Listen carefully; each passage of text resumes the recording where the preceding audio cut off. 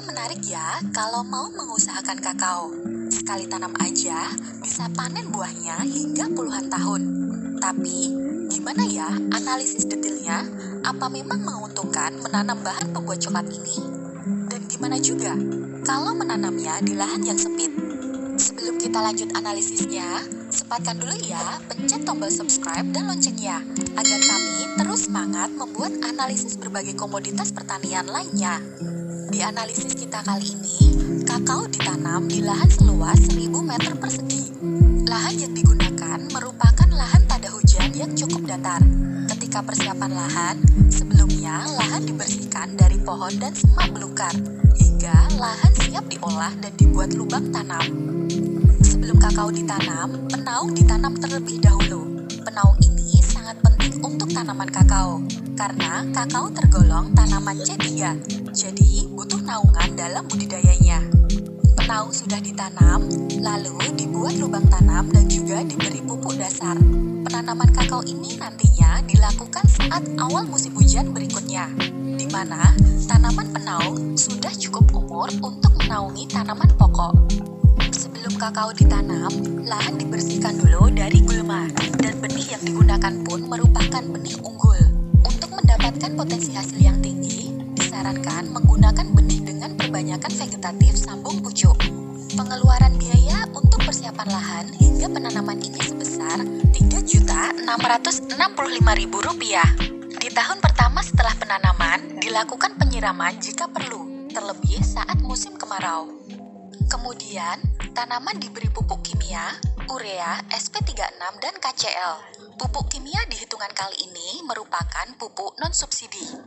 Di tahun pertama ini, juga perlu penyulaman tanaman. Kalau ada tanaman yang mati dan pertumbuhannya tidak normal, bisa diganti dengan benih yang memiliki kualitas sama.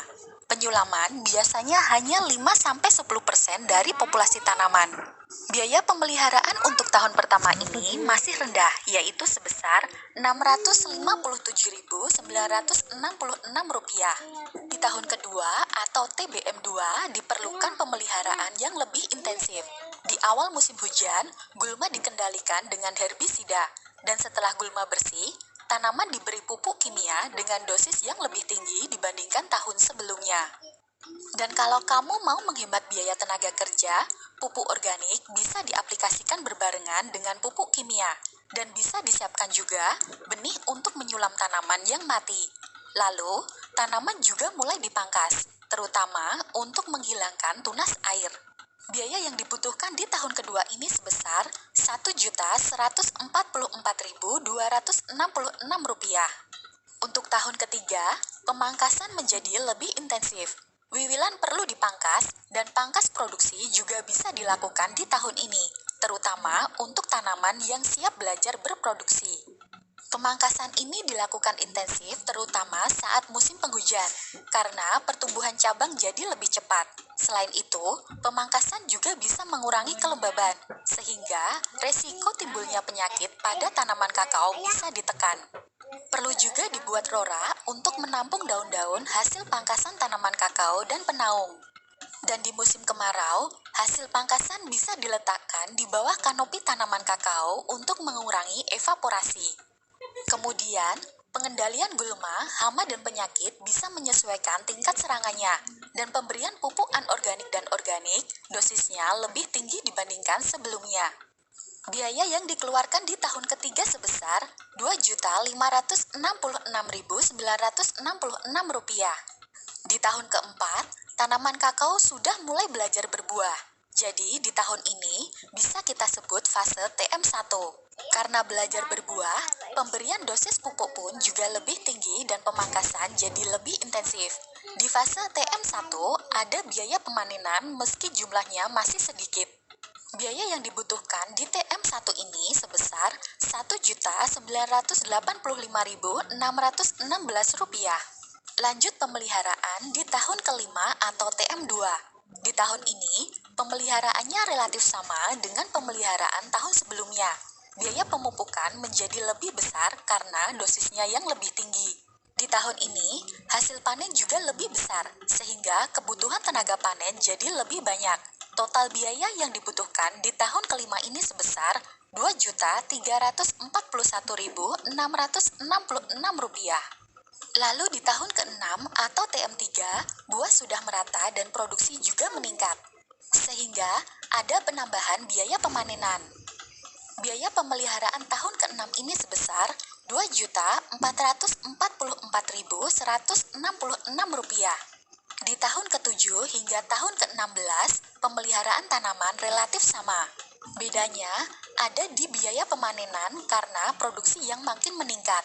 Kalau kita hitung total biaya dari awal hingga tahun ke-16, jumlahnya sebesar Rp44.257.316. Di hitungan ini, pemeliharaan diasumsikan hanya sampai di tahun ke-16. Karena di tahun berikutnya, tanaman sudah mulai melewati masa puncak produksi. Kamu bisa mempertahankan tanaman sampai produksi terus menurun, atau bisa juga dilakukan peremajaan. Kalau batang dan perakaran masih kuat dan sehat, bisa dilakukan sambung samping atau sambung pucuk dengan klon terbaru dan unggul, agar tanaman menjadi lebih produktif. Dengan sambung samping, produksi bisa lebih cepat dibandingkan dengan penanaman baru. Biayanya juga jauh lebih rendah dibandingkan dengan rehabilitasi total tanaman. Proses penyambungan juga bisa dilakukan secara bertahap untuk menjaga cash flow usaha. Sekarang, kita hitung penerimaan dari buah. Di sini diasumsikan kakao dijual dalam bentuk biji basah. Jadi, analisis ini dibatasi hingga kegiatan pemanenan. Analisis usaha hingga proses pengolahan bisa kita bahas di video selanjutnya ya. Usaha tani kakao ini mulai ada pemasukan dari tahun keempat. Nilai penerimaan terus bertambah sampai tahun ke-14, dan puncak produksi tetap stabil hingga tahun ke-16. Penerimaan usaha budidaya kakao sampai dengan tahun ke-16 sebesar Rp46.291.500. Kita pakai 4 metode untuk menilai kelayakan usaha kakao. Ada payback period, NPV, IRR, dan net B per se rasio. Dari hitungan ini, payback period usaha kakao 7,03 tahun. Artinya, tingkat pengembalian modal usaha ini selama 7,03 tahun. Lalu, nilai NPV dengan diskon faktor 7% sebesar Rp110.663. Karena nilai NPV lebih besar dari 0, jadi usaha kakao bisa dikatakan layak. Selanjutnya, besarnya nilai IRR yaitu 7,13%. Kalau nilai ini kita bandingkan dengan suku bunga kredit usaha rakyat sebesar 6%, jadi usaha kakao layak diusahakan karena nilai IRR yang lebih besar. Terakhir, nilai net B per se rasio dengan diskon faktor 7% sebesar 1,01. Karena nilainya lebih dari 1, jadi usaha kakao ini bisa dikatakan layak. Kalau memang agripreneurs itu petani tulen, kamu bisa melakukan efisiensi biaya dengan memaksimalkan tenaga kerja keluarga. Penggunaan pupuk juga bisa menggunakan pupuk bersubsidi. Karena penggunaan pupuk bersubsidi cukup membantu untuk mengurangi pengeluaran tiap tahunnya. Pupuk bisa dipadukan antara pupuk majemuk NPK bersubsidi dan diberi tambahan pupuk tunggal bersubsidi lain yang dibutuhkan.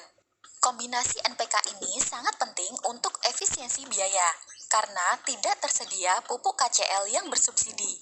Semoga video ini bermanfaat. Jangan lupa like, share videonya, dan kasih masukan di kolom komentar. Jumpa kembali di video selanjutnya.